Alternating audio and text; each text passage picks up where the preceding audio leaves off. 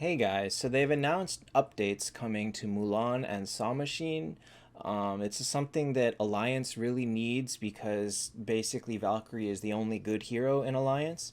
So I wanted to kind of go through what's changing and ultimately whether or not people will end up moving around on the tier list. So let's get started.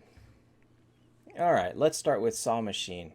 Saw Machine's biggest issue has really always been his speed.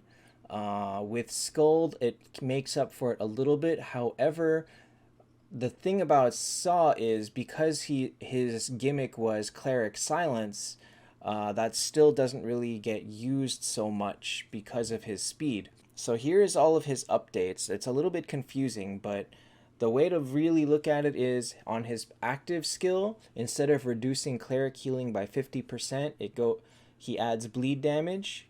His passives change to where now his basic attack raises his attack versus clerics.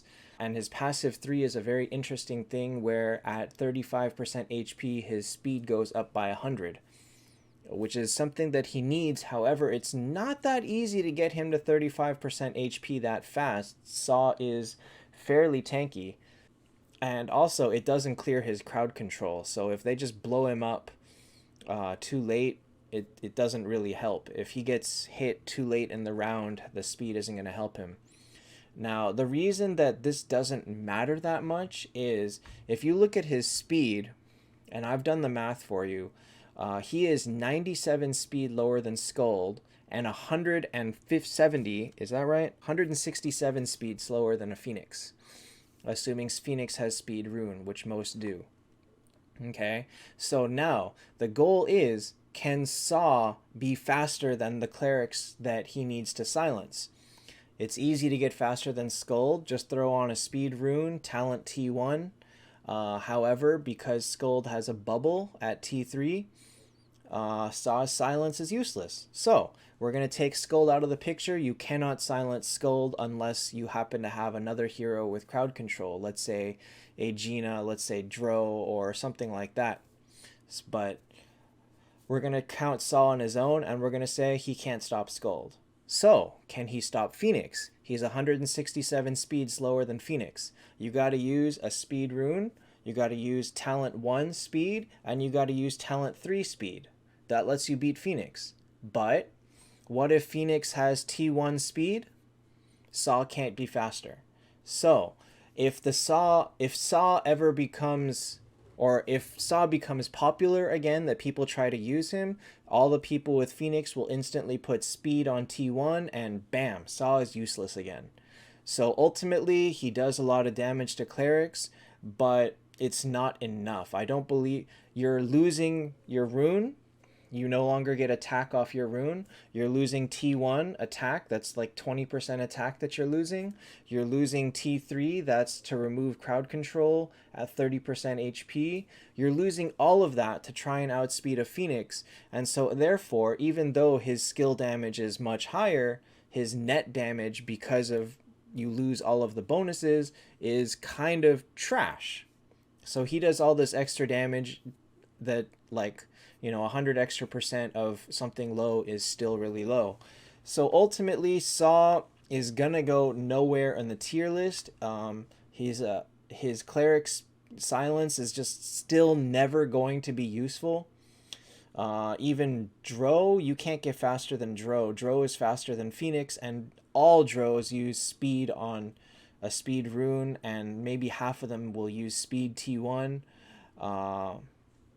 The reason that I don't mention energy on, or that I don't mention speed artifact on Saw, is because he needs to have energy. All of this is counted with energy, and the question is, can he with energy silence Phoenix or someone else on turn 1 before they can start off their burning?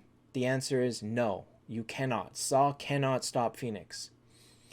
You could probably do some gimmick with Ultima. However, you're using Ultima. You're banking everything on that. Plus, Saw's a skill can miss. So, to use Saw is basically to bank everything on very low odds of something happening. Therefore, ultimately, does Saw's position in the tier list change? No. Does he do slightly more damage? Yes. Okay. He may go up a little bit in B tier. Does it matter? No. Is he usable? No. So, again, anybody that's using Saw is still just not going to find themselves in a better position than they were before.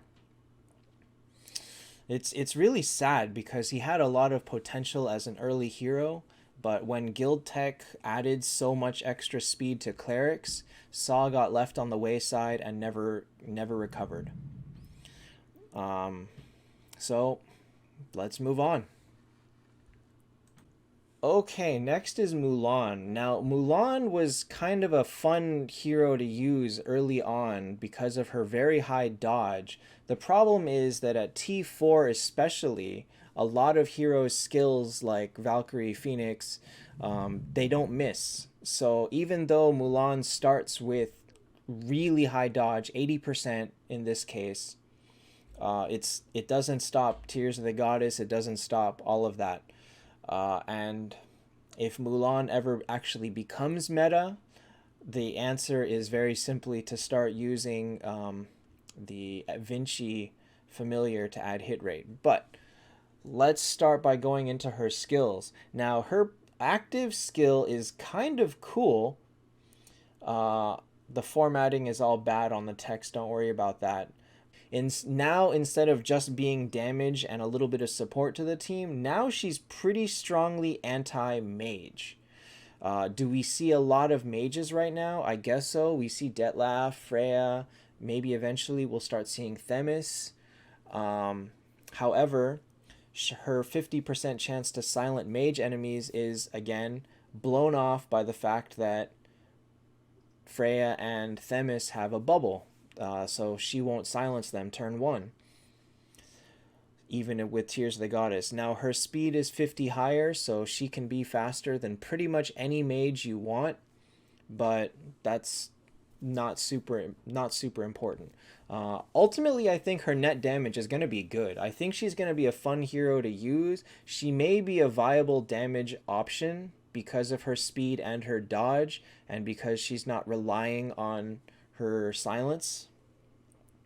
So her passive 2 adds hit, or passive 1, sorry. Her passive 1 adds hit rate. Her passive 2 is kind of an interesting gimmick that her dodge starts at plus 40% and it goes down every time she dodges an attack until, and then every time she dodges, she gets stronger.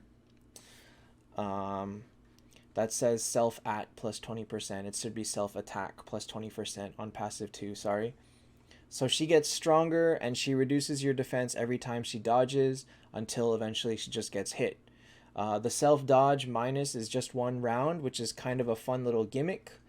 But ultimately, because people's skills now just don't miss, I really think that she's going to be nothing more than a mediocre damage hero. Is she viable? It's hard to say. Mars became a decent damage dealer with a side of stun instead of a primary stunner.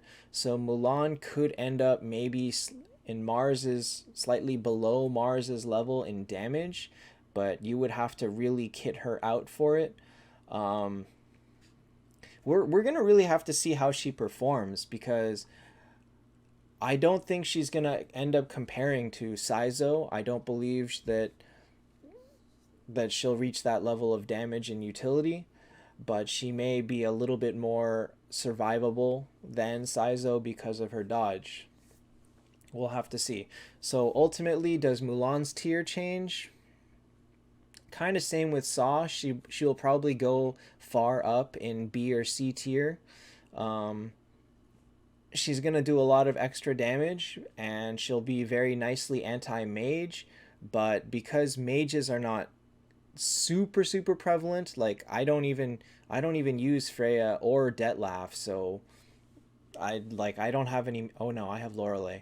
Anyway, so Mulan, decent damage dealer, worth using, maybe. We'll have to see if anybody is willing to build her, but at this time, just due to just how much better Valkyrie is, I would say we don't need to worry about Mulan being too usable for now. And I think that most people really ended up building somebody other than Mulan or Saw before anyway, if they didn't have Valkyrie.